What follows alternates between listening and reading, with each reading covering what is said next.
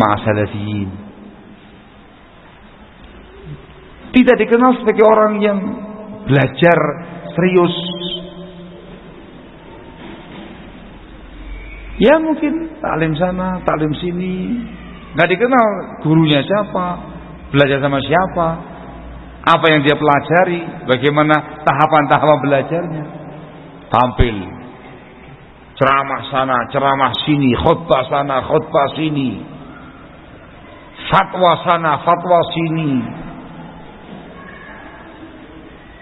Hati-hati, yang dibahas bukan masalah pandai berbicara, bukan masalah retorika dia berbicara, tapi ilmiahnya, bobot ilmiahnya itu sudah dikatakan ruwaibidhah, tercela itu.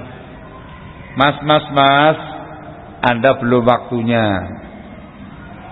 Ngaji dulu, belajar dulu dengan tahapan belajar yang jelas. Kalau mau tampil ada waktunya, ada aturan mainnya. Gitu ya. Ini orang masyhur, dia berpendidikan, tapi pendidikan masalah ekonomi. Mohon maaf ya, jangan tersinggung ya. Jangan tersinggung ya. Tidak pernah dikenal dirasa ilmiah, diniyah. Diminta untuk ngajar modul akidah. Hati-hati lah ya. Itu sudah berbahaya, hati-hati. Dia bukan ahlinya, belum punya keahlian dalam bidang itu. Kasih modul, antum mengajar akidah ya, antum mengajar manhaj ya, antum mengajar fikih ya. Ini bukan sembarangan ya akhi. Babnya bab diniyah, perkara agama ini. Dan dia bangga dengan itu. Siap. Wah, tampil seakan-akan dia sahibul akidah. Kamu belajar apa ilmu akidah ini? Belum pernah Ustaz. Nah terus antum dulu belajarnya apa? Saya S2 ekonomi Ustaz. Nah terus apa yang mau kamu sampaikan dari perkara akidah? Ya mungkin bisa kita kombinasikan, kita mix ekonomi akidah. Apa mana iki? Oh bangga dia. Diminta apanya akhi? Asal antum mengajarkan yang antum mampu. Nah masalah antum mengajarkan kepada anak-anak ini tentang bagaimana berbisnis yang bagus. Cuman antum belajar fikih buyut terlebih dahulu. Tidak bisa. Anak sudah megang ini, tidak bisa. Coba mana urusan ini kawan? Hati-hati. Sudah masuk pada dia kriteria seorang ruwaibidhah. Oh berani tampil dia seminar akidah Islam. Siapa sih ngisi? Fulan bin Fulan apa lagi? SEMMA.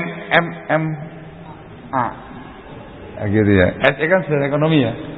Kalau M-nya apa? M magister apa nih? Kita kayak MM magister apa gitu namanya?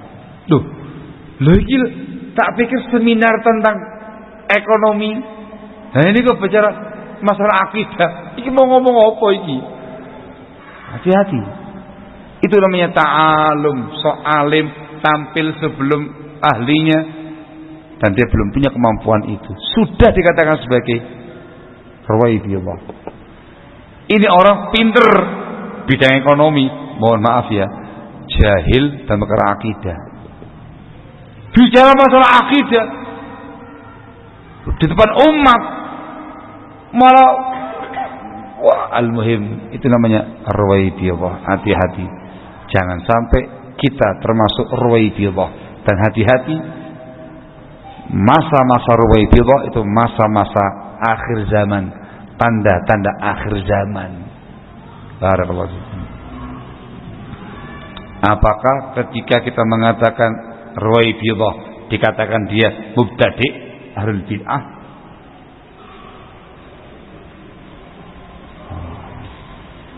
Apakah dia dikatakan kafir? Ini apa artinya? Tidak tahu atau bukan? Itu kan dua makna, gini kan nggak tahu. Apa? Kan dua makna kan? Bukan dikatakan mubtadi, bukan dikatakan kafir, bisa. Wallahu a'lam juga bisa. Yang mana ini? Hah? Tidak. Tidak atau belum tentu? Hah? Apa jawabannya? Belum tentu.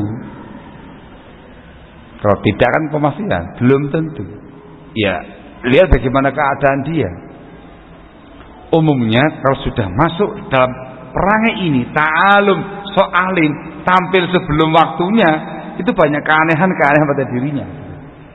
Mungkin dia masih sebatas awal, masih aman. Salafi loh antum, hati-hati. Pada antum ada perangai ini, hati-hati. Ayo, perbaiki diri, tobat, insaf. Ada yang kebablasan, mungkin muncul pada dia berbagai macam syubhat, tegur, jadi masbuh ahli syubhat. Lama-lama mungkin jadi orang yang menyimpang. Tergantung bagaimana keadaannya masing-masing. Barakallahu fikum. Tapi intinya adalah ketika dibawakan ruwaidiyah, belum tentu dikatakan kafir, belum tentu dikatakan murtad dari Islam. Terlalu besar ini. Ruwaidiyah belum tentu dikatakan dia mubtadi atau hizbi. Belum tentu.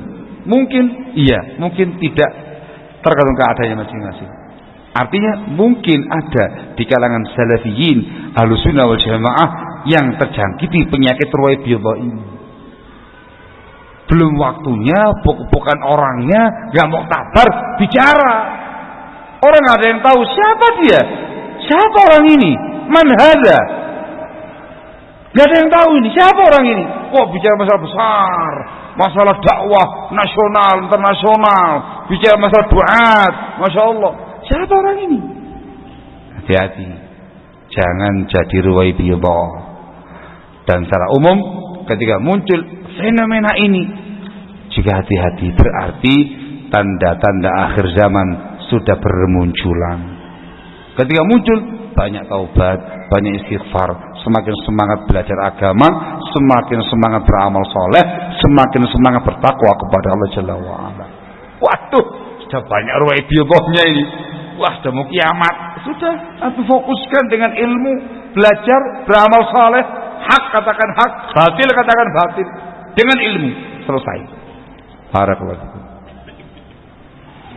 Allahul musta'an. Gitu ya.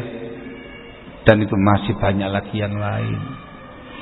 Tanda-tanda akhir zaman itu sangat banyak sekali dan beragam modelnya, dan rata-rata sudah kita saksikan jauh sebelum ini dan di zaman kita sekarang. Barakallahu fikum. Munculnya gedung-gedung tinggi, pencakar langit. Mas tahu si atau langitnya ya, dicakar langitnya, itu menggambarkan betapa tingginya bangunan tadi. Itu termasuk tanda-tanda kiamat. Orang yang dulunya orang desa, orang yang menggembala kambing, sederhana, ya, bukan orang yang dari lahir kaya, tiba-tiba kemudahan rezekinya masya Allah, jadi orang hebat, orang besar, sukses, rumahnya mencakar langit. Termasuk tanda-tanda hari akhir di sepakatan hadis Jibriliyah. Barakallahu. Ayo. Loh, apa dilarang Ustaz membuat bangunan yang ada masalah kalau perkara yang mubah. Untuk apa itu? Perkantoran. Ya monggo-monggo saja. Cuman ingat fenomena itu langsung mengingatkan kita pada sebuah hadis. Sosok pengembala kambing yang sederhana segala macam tiba-tiba ya tatawa fil dunya, berlomba-lomba meninggikan bangunannya. Itu fenomena akhir zaman. Barakallahu fikum. Banyaknya, mohon maaf ini, yang muslimah nggak menggunakan hijab, muslimah berpakaian tapi telanjang, Ya, juga termasuk tanda-tanda kiamat. Ya, pakaian tapi telanjang. Yang pertama, kehabisan bahan. Paham yang dimakan ya? Kehabisan bahan. Itu khasiat ariyat. Termasuk di dalamnya ialah seseorang yang berpakaian tapi ketat membentuk tubuhnya dia. Yang ketiga, berpakaian ketat tapi transparan, seakan-akan tidak berpakaian. Dan itu semuanya menjamur di dunia ini. Termasuk tanda-tanda akhir zaman. Barakallahu. Melimpahnya harta, dibukanya dunia, tanda-tanda akhir zaman. Barakallahu. Sudah pernah terjadi. Rasul mengatakan yafidul mal, harta akan melimpah ruah, hingga ada orang yang dikasih nggak mau nerima, ada yang dikasih 100 dinar mata uang emas, ngumpat ngomel terus sedikit. Nah, itu pernah terjadi pada masa kekhilafan Umar bin Abdul Aziz rahimahullah, di masa Daulah Bani Umayyah terdahulu, dan akan berulang lagi nanti ketika zaman Nabiullah Isa turun ke muka bumi di akhir zaman nanti. Barakallahu fikum. Dan masih banyak lagi yang lain. Hampir semuanya ini sudah ada di zaman kita. Berarti azan. Suara apa itu? Enggak. Berarti kita sekarang ini sudah hidup di akhir zaman. Kita sekarang ini sudah ada di akhir zaman. Maka kewajiban kita sebagai seorang muslim adalah semangat belajar agama, talabul ilmi. Dengan ilmu agama inilah kita akan terbimbing, semangat beramal soleh, semangat untuk bertakwa, di tiap takwanya kepada Allah Jalla wa Ala, istiqamah bis sunnah, selalu istiqamah di al-bimbingan sunnah. Barakallahu fikum. Banyak istighfar, banyak taubat, banyak muhasabah terkait dengan kondisi sekitar kita untuk menjadi motivasi kita semakin baik ke depannya nanti. Barakallahu fikum. Allahumma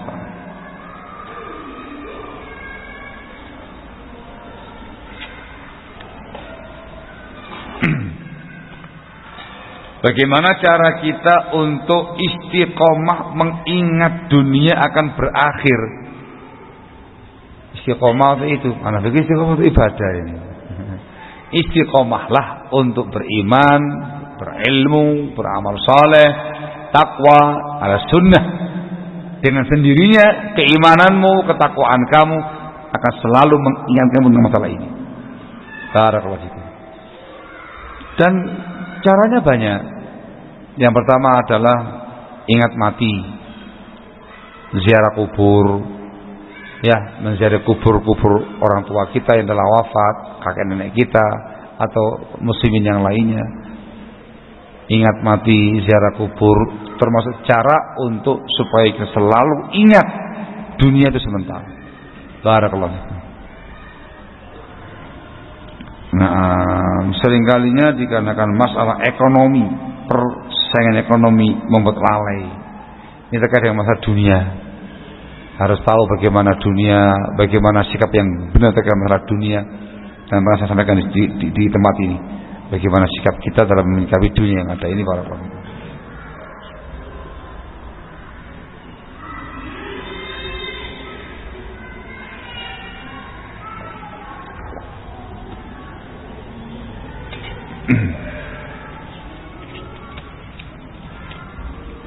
Cara yang lainnya persahabatan. Bersahabatlah dengan orang-orang soleh, orang yang bertakwa kepada Allah, orang-orang yang termasuk sunnah, karena mereka yang akan senantiasa selalu saling mengingatkan kita tentang perkara amal kita dan akhiratnya kita. Barakallahu.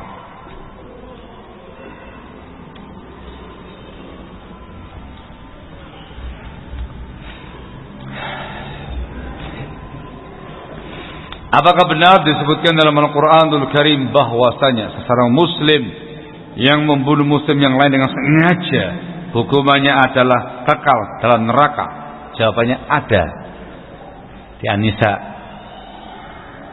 Namun barakallahu fikum, secara makna dijelaskan oleh para ahli tafsir dalam buku tafsirnya, para ahli hadis, para fuqaha, dan secara khusus ini pemahaman Ahlussunnah wal Jamaah, yang dimaksud dengan khulud, khalidan fiha, itu adalah bukan abadi, tapi tinggal lama di sana. Itu pun apabila dia dibalas dengannya, injuziya dzalik. Jadi tindakan membunuh orang lain dengan tanpa hak dosa besar. Dosa besar, bukan kekufuran. Dipahami ya?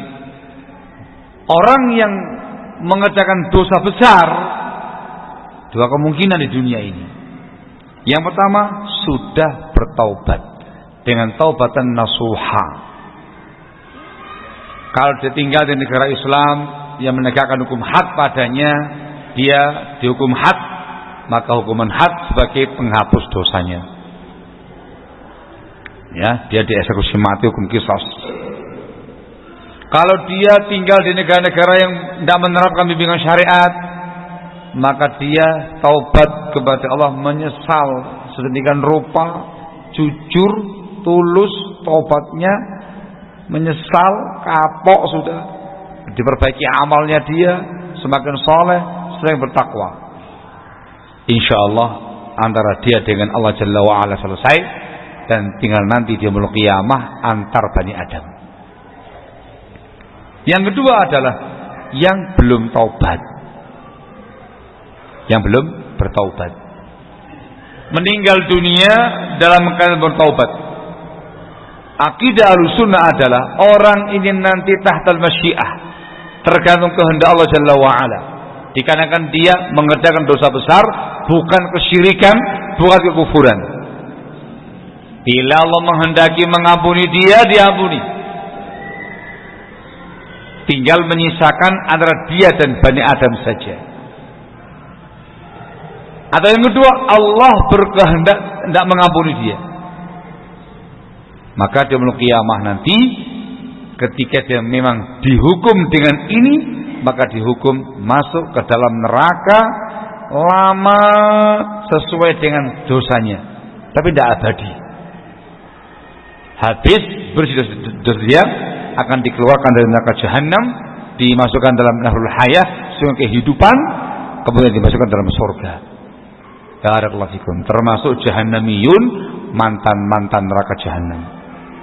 Demikian secara perincian global yang dibawakan oleh para ulama kita. Sehingga betul itu ayatnya, namun secara pemahaman tafsir ayatnya dengan rincian yang saya bawakan di atas. Barakallahu fikum.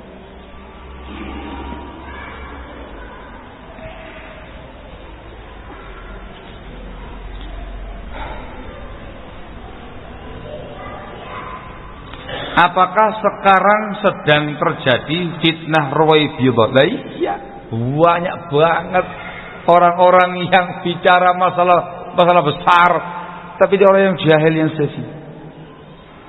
Kita bicara luas ya, di seluruh dunia ini banyak banget, banyak sekali dai-dai yang nggak benar, sangat banyak sekali. Iya, kita sekarang ada di era Ruwaibidhah, maka jangan jadi Ruwaibidhah. Itu yang paling penting untuk kita. Dan yang kedua, jangan baik-baik, era ini menunjukkan era akhir zaman. Barakallahu fikum. Ini kalau di zamannya sahabat Umar bin Khattab, wah, nggak ada yang berani bicara. Disiapkan sama beliau Durratul Umar. Tahu durrah? Kalau paku rumah yang basah, ini pakai mukul. Itu beliau. Macam-macam pukul sama beliau. Itu di eranya siapa? Eranya sahabat Umar bin Khattab.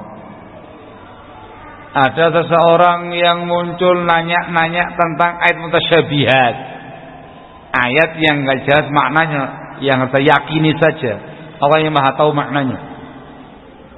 Panggil, pukul kepalanya. Beliau khalifah, punya hak untuk itu. Pukul, sembuh, sini, pukul lagi. pergi sembuh, pukul lagi. Nah, mau pukul lagi. Ya wahai Umar, kalau kamu ingin membunuh saya, bunuh aku dengan baik-baik. Tapi kalau tidak, aku sudah taubat. Belum selesai. Kamu dari mana? Kufa. Kamu balik ke sana. Selama setahun diboikot oleh semua kaum muslimin. Datang bubar semuanya. Salam nggak dijawab salamnya. Sampai betul-betul dia taubat, baru diizinkan untuk normal kembali. Ini kalau zaman Umar, wah antri ya bakal dipukul ini. Allah musta'an. Nah, sehingga untuk masing-masing kita waspadai, jangan sampai kita termasuk Ruwaibidhah. Dan waspadai eranya era Ruwaibidhah, maka kita harus introspeksi diri dan berbekal bersiap-siap menuju negeri akhirat. Dikarenakan sudah masanya masa-masa akhir. Barakallahu fikum.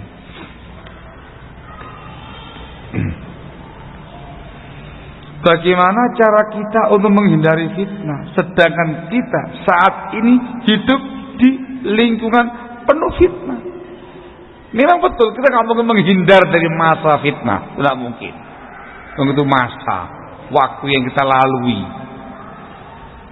Tapi kita bisa dengan cara-cara syar'i untuk menghindar dari sebuah fitnah dengan cara-cara syar'i, berilmu, semangat talabul ilminya, semangat belajar agama, karena ilmu din inilah yang mengarahkan kita. Dengan ilmu kita tahu ini hak, ini batil, salah, benar.